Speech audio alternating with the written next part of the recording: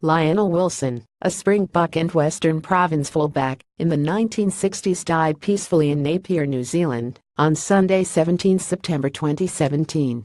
He was 84 years of age.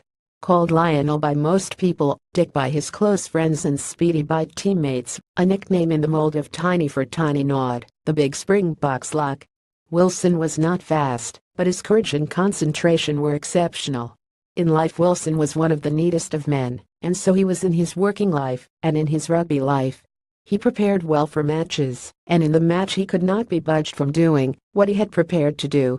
Those were the days before de Villiers, when playing fullback had just 3 requirements. You had to tackle, catch and kick into touch. Wilson was a genius in all 3 of those. In 1960, the All Blacks were touring South Africa. Roy Dryburgh was the incumbent Springbok fullback and captain. He played in the first 2 tests, and then the selectors dropped him for the 3rd test, to be played in Bloemfontein. The All Blacks had already been to Bloemfontein, where they had lost 98 to Orange Free State. The Free State fullback was Piet Botha, who kicked the 3 penalties that beat the 2 tries of the All Blacks. When Dryburgh was dropped after the 2nd test, the Free State went up in arms when, instead of their heroic Botha, Lionel Wilson of Western Province was chosen. The Free Staters were not silent in their rage. They booed Wilson at the hotel when the Springboks gathered on Wednesday, and kept up their torrent of abuse and criticism till about 2 minutes into the test. Wilson's immediate opponent was the great Don Clark, a man with huge boot.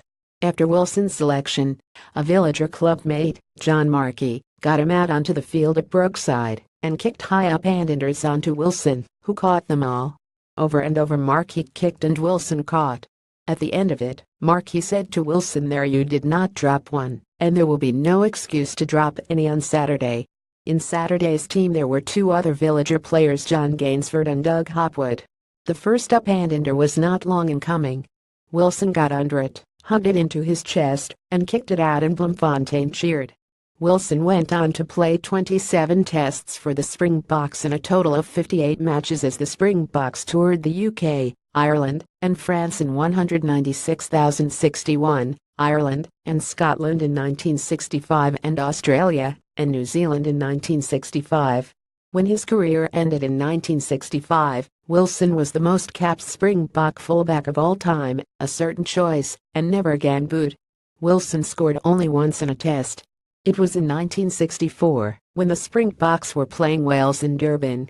The halftime score was 33. Then in the second half, Welsh fullback Graham Hodgson kicked to the touchline on his right. It was not out, because Wilson caught the ball. He stopped and kicked a 50-yard drop kick that put the Springboks into a 63 lead. Eventually they won 243. Wilson grew up in Wynberg and then Plumstead. After leaving Wynberg Boys High, Wilson played scrum half for False Bay, then a second league club. He worked for the Old Mutual, whose office was in Cape Town. The nearest first league club was Hamilton's, and he would take the bus to the club for practice. He played for them briefly, before moving back to the southern suburbs. He joined Villagers, whose president was the great 1930s Springbok Jeff Gray, and it was Gray's Jeffrey that gave Wilson his middle name. Lionel Jeffrey Wilson was born in Cape Town on 25 May 1933, the second son of Billy and Doris Wilson. He married Pam Walker, his teenage girlfriend. In 1976 they emigrated to New Zealand, but things in later life did not work out well for them. For one thing, his health deteriorated. He came back to South Africa, and then went back to his family in New Zealand. His family was around him when his long illness came to an end on Sunday in the Princess Alexandra Rest Home. He is survived by Pam, their sons Craig, Murray, and Grant, his 3 daughters-in-law, and his 7 grandchildren.